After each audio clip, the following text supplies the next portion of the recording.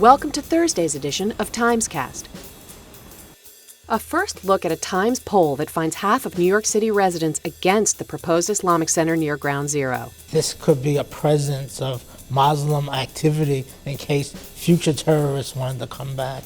In Colorado, students show little enthusiasm for politics. I'll probably Google my candidates. I know that's probably not the best option.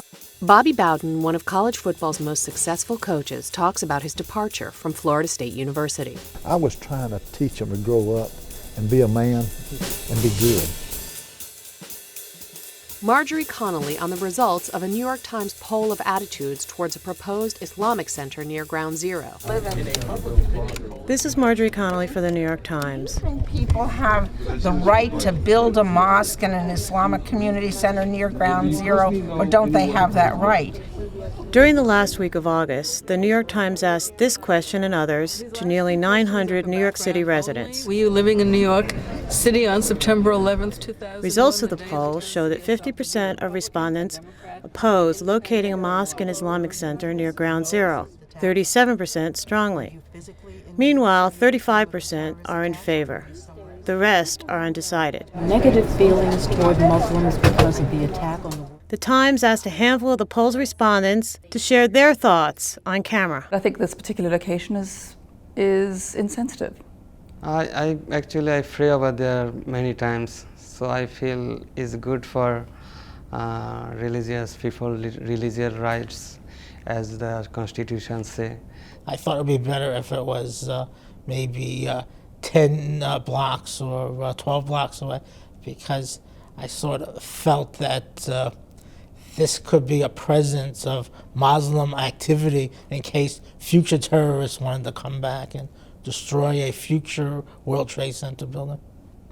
I think they have the legal right to build it, but I don't know if it's the wisest thing to do. This could even exacerbate the problem of Muslim hatred in the United States and all over the world. If we could only take the inflammation, take the anger and hurt out of this and think, should people be able to worship as they please in the United States? And as a newly minted citizen of only a few years, I say yes, absolutely. Kirk Johnson reports from Colorado, where college students show little interest in politics. Democratic presidential candidates have only won Colorado twice since 1964. Barack Obama's 2008 victory was seen as a potential game changer for the party. Younger voters were courted, and their turnout was crucial. I promise I'll vote. At Colorado State University, energy and enthusiasm surged. It was like the hip thing. There were fireworks when he was elected. The difference now is striking. It's really not talked about here, at least not until later on in the semester.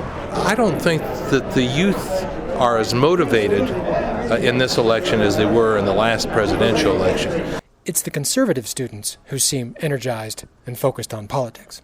Definitely going to float more toward the Republican spectrum of things. Still another wild card is the question of voter turnout. Activists are working to keep registration levels high, and they have a new tool. Colorado residents can now register online. You can do it right online. Okay, sounds awesome. good. Thanks, man. It might have seemed unlikely 2 years ago, but the college vote, here at least, seems up for grabs. I'll probably Google my candidates. I know that's probably not the best option, but it does the trick. After 34 years as head football coach at Florida State University, Bobby Bowden was forced out of his job.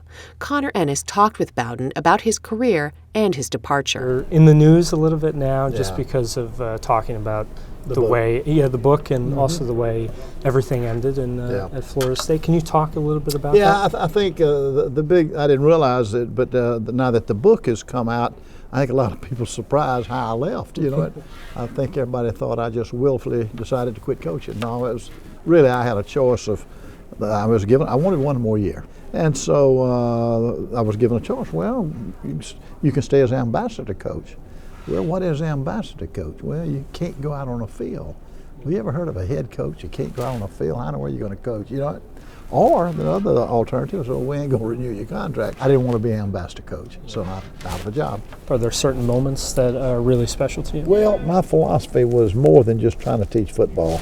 I was trying to teach them to grow up and be a man and be good. there's some sports that I call are blue collar. Mm-hmm. Boxing is a blue collar. You got to be hungry. You know, football is blue collar. You know, golf's not.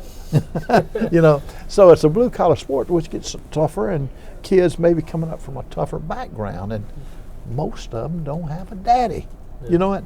And I always try to impress my coaches. Man, as coaches, you might be the closest thing to daddy he ever has. What's it like for you? This is the first time in almost 60 years that the college football season is going to start, and you're not a coach. I'll tell you what, I'm going to really enjoy it. I can tell. You know, people say, are you going to miss football? No, I'm not going to miss football. You know, I'm 80. Join us again tomorrow for another edition of TimesCast.